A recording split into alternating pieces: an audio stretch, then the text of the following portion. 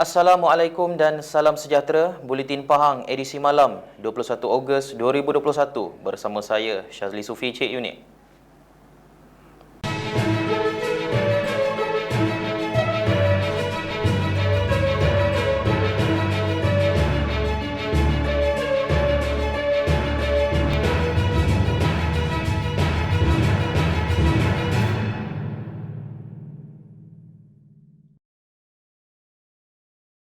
Barisan Esko Kerajaan Pahang menzahirkan ucapan tahniah kepada Yang Amat Berhormat Datuk Seri Ismail Sabri Yaakob di atas perlantikan sebagai Perdana Menteri yang ke-9. Pengerusi Jawatankuasa Perlancongan Kebudayaan, Alam Sekitar, Perladangan dan Komoditi Negeri Pahang Yang Berhormat Datuk Seri Haji Muhammad Syarkar Haji Syamsuddin di dalam Facebooknya menyifatkan perlantikan Ahli Parlimen Bera itu mengembirakan namun perlu berhadapan dengan tugas yang berat. Pengerusi Jawatankuasa Pertanian, Industri Asas Tani dan Bioteknologi Negeri Pahang Yang Berhormat Datuk Seri IR Haji Muhammad Sofi Tan Sri Abdul Razak turut mengucapkan tahniah dan selamat berkhidmat kepada Yang Amat Berhormat Datuk Seri Ismail Sabri. Selain itu, Pengerusi Jawatankuasa Perpaduan, Kebajikan Masyarakat, Pembangunan Wanita dan Keluarga Negeri Pahang Yang Berhormat Datuk Seri Hajah Shaniza Samsudin dan UMNO Maran turut mengucapkan sekalung tahniah kepada beliau.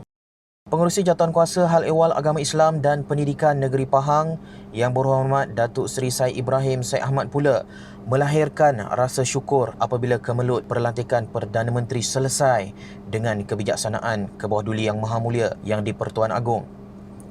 Beliau berharap semua pihak dapat menerima dengan hati yang terbuka dan menyelesaikan isu COVID-19 yang melanda negara kini. Pengerusi Jawatankuasa Pembangunan Luar Bandar dan Hal Ehwal Orang Asli Negeri Pahang Yang Berhormat Datuk Abdul Aziz Haji Mat Kiram juga menzahirkan setinggi-tinggi tahniah dan syabas kepada Yang Amat Berhormat Datuk Seri Ismail Sabri. Pengerusi Jawatankuasa Sains Teknologi, Inovasi, Komunikasi dan Multimedia Negeri Pahang Yang Berhormat Datuk Haji Muhammad Fakhruddin Muhammad Arif berharap semoga Allah Subhanahu Wa Taala mengurniakan taufik, petunjuk dan hidayah serta kekuatan kepada beliau dalam menjalankan amanah serta tanggungjawab besar sebagai Perdana Menteri Malaysia. Pengerusi Jawatankuasa Hal Ehwal Felda, Koperasi Usahawan dan Hal Ehwal Pengguna Negeri Pahang Yang Berhormat Datuk Haji Nazringah turut melahirkan ucapan tahniah kepada Yang Amat Berhormat Datuk Seri Ismail Sabri atas perkenan ke bawah duli Yang Maha Mulia yang di-Pertuan Agong melantik beliau sebagai Perdana Menteri. Terpilih sebagai penerima Rumah Rakyat Pahang RRP menjadi rahmat dan diterima penuh rasa gembira dan syukur. Bagi penerima RRP di Kampung Pulau Keladi, Puan Nurul Syuhada Ramli, 34 tahun berkata, dia dan suami tidak perlu lagi memikirkan sewa rumah ataupun menumpang di rumah sesiapa. Sebelum ini mereka perlu menyewa dan menumpang di rumah saudara, tetapi kini tidak lagi dengan keprihatinan kerajaan negeri dalam membela nasib rakyat mereka sekaligus memberi peluang untuk mengubah kehidupan ke arah yang lebih sempurna. Daripada lepas kahwin, duduk kat rumah mak mentua dekat Keramu, kat Kuantan 4 tahun. Lepas 4 tahun tu balik semula sini, duduk rumah mak dalam 2 bulan, 3 bulan gitulah. Tu baru cari rumah sewa. Dapat rumah sewa tu pindah lah tu. Pindah pun dapat rumah sewa pun pindah dua buah rumah pindah. Lepas tu barulah mohon rumah yang kedua, yang pertama pindah tu mohon rumah ni lah. Saya memang berterima kasih kepada Menteri Besar, Kerajaan Negeri Pahang yang bagi pertukaran rumah ni secara percuma lah orang kata kan. Okey lah, happy lah. Dapat rumah sendiri, puas hati lah, senang. Kita nak tak ada dah nak fikir nak bayar sewa lagi. Kita cuma bayar rumah pun tak ada, cuma bayar api air je lah. Sementara itu, dia yang sedang hamil anak keempat berkata, rumah yang diterima akan dijaga dengan baik kerana ia lambang keprihatinan kerajaan negeri kepada mereka sekeluarga.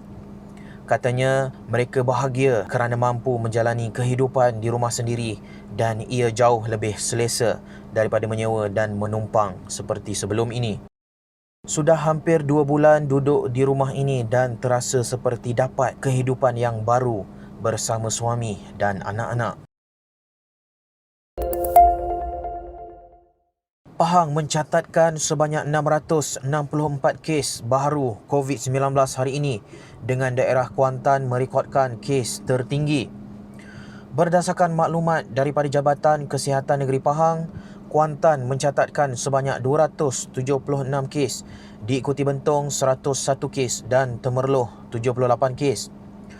Rompin pula mencatatkan sebanyak 67 kes, Maran 41 kes, Jerantut 39 kes, Pekan 34 kes, Bera 11 kes, Lipis 8 kes, Raub 7 kes dan Cameron Highland 2 kes. Sehubungan itu, Jabatan Kesihatan Pahang meminta agar orang ramai sentiasa mengikuti saranan kerajaan bagi menjaga SOP dan menghadkan pergerakan yang perlu sahaja sebagai kaedah berkesan dalam membendung penularan COVID-19. Walaupun beberapa individu telah mendapat kelonggaran sekatan pergerakan, tetapi ianya bukanlah bermaksud orang ramai kebal daripada jangkitan COVID-19. Justru teruskan amal langkah-langkah pencegahan untuk mengelak penularan jangkitan COVID-19 di negeri ini.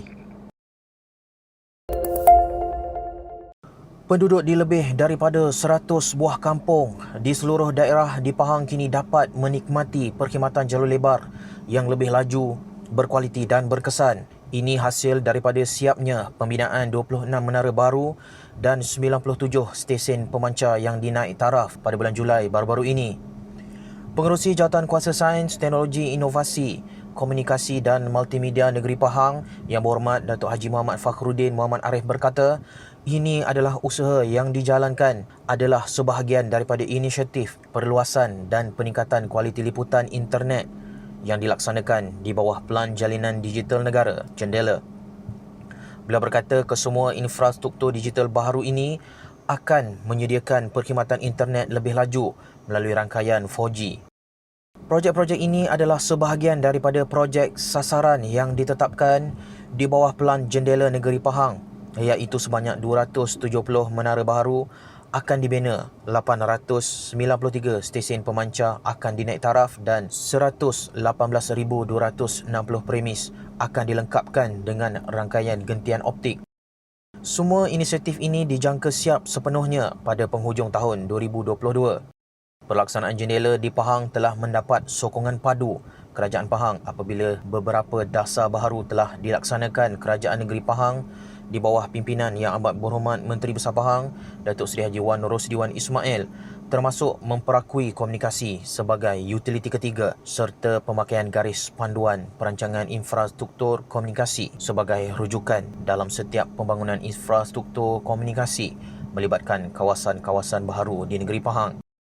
Baru-baru ini, MC Pahang meneruskan lagi usaha turun ke lapangan bertemu dengan Ahli Dewan Negeri Muazzam Shah Yang Berhormat IR Razali Kasim bersama dengan pimpinan tempatan bagi memperjelaskan usaha-usaha tambah baik liputan telekomunikasi melalui pelaksanaan JENDELA di Muazzam Shah.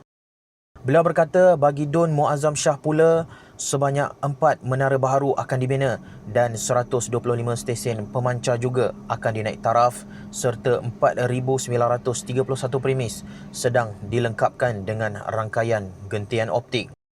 Projek-projek ini telah pun bermula dan akan siap secara berperingkat pada suku keempat 2021 dan dijangka siap sepenuhnya pada penghujung tahun 2022.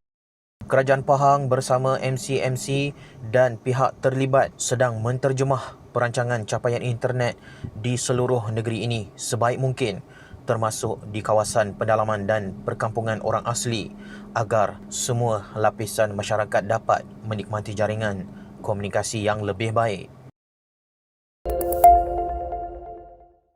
Kerajaan Pahang akan memastikan kawasan perlancongan yang akan dibuka kepada pelancong kelak telah pun mencapai imuniti kelompok terlebih dahulu. Pengerusi Jawatankuasa Perlancongan Kebudayaan, Alam Sekitar, Perladangan dan Komoditi Negeri Pahang Yang Berhormat Datuk Seri Muhammad Syarkar Samsudin berkata, ini bagi memastikan penularan COVID-19 dapat dikekang. Pelancongan yang dibuka ini, mereka telah mencapai herd immunity ataupun immunity berkelompok. Maksudnya sama ada penduduk, pekerja ataupun petugas yang berada di situ, mereka telah pun mendapat suntikan vaksin sebanyak 2 kali. Dan yang keduanya, mereka yang pergi juga mesti juga mendapat vaksin juga, 2 suntikan. Jadi sebab itulah kita harap supaya apabila semuanya selesai nanti, maka kita akan buka secara perlahan-lahan. Sebab kerana kita memang banyak menerima permintaan daripada banyak pihak. Sebab saya pernah buat statement, kita nak menjadikan Negeri Pahang ini antara negeri yang awal lah untuk membuka kawasan ini. Tetapi ianya hanya terhad kepada mereka yang tinggal di Negeri Pahang. Beliau berkata demikian ketika ditemui media selepas program penyerahan cek membaiki rumah banjir di Pejabat UMNO Temerloh di Mentakap. Beliau berkata kerajaan negeri juga telah menerima banyak permintaan daripada para pemain industri dan juga pelancong berkaitan pembukaan semula kawasan perlancongan ini. Menurut beliau, sekiranya sektor perlancongan di negeri ini telah dibenarkan untuk kembali dibuka, kerajaan negeri akan mengikut prosedur operasi standard SOP dan prosedur yang digariskan oleh kerajaan pusat.